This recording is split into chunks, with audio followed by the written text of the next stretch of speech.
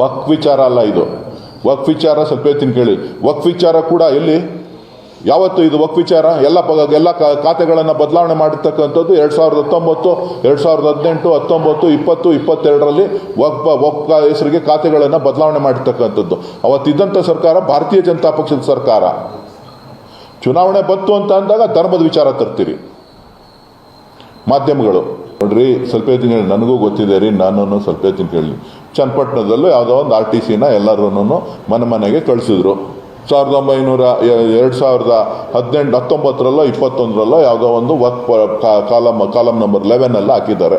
ಯಾರೋ ಒಬ್ಬ ಗೌಡ ಇಂತಿಂಥವ್ರು ಅಂತ ಹೇಳಿ ಒಂದು 15 ಗುಂಟೆ 10 ಗುಂಟೆ ಎಲ್ಲ ಅವ್ರ ಹೆಸರಿನಲ್ಲಿ ಖಾತೆ ಇದೆ. ಅವರು ಅವತ್ತಿಂದ ಇಲ್ಲದೆ ಇರುವಂಥ ಜಾತಿ ವಿಚಾರಗಳು, ಧರ್ಮದ ವಿಚಾರಗಳು ಚುನಾವಣೆಯಲ್ಲಿ ಮಾತ್ರ ಬಂತ.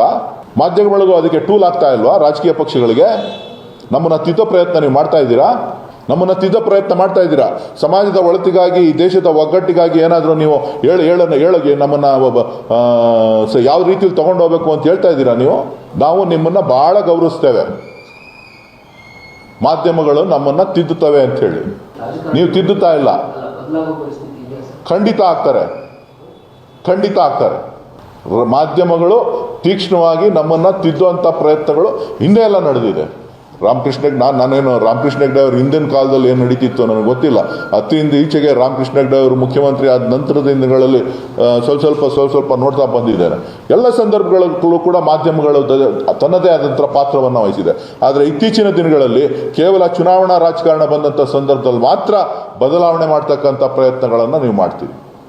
ಒಂದು ಪರವಾಗಿ ಚುನಾವಣೆಯನ್ನು ಬಿಂಬಿಸ್ತಕ್ಕಂಥ ಪ್ರಯತ್ನವನ್ನು ಮಾಡ್ತೀರಿ. ಮಾಧ್ಯಮಗಳ ನೈತಿಕತೆ ಕೂಡ ಇವತ್ತು ತಕಡಿನಲ್ಲಿ ಹಾಕಿ ತೂಗಬೇಕಾಗುತ್ತೆ.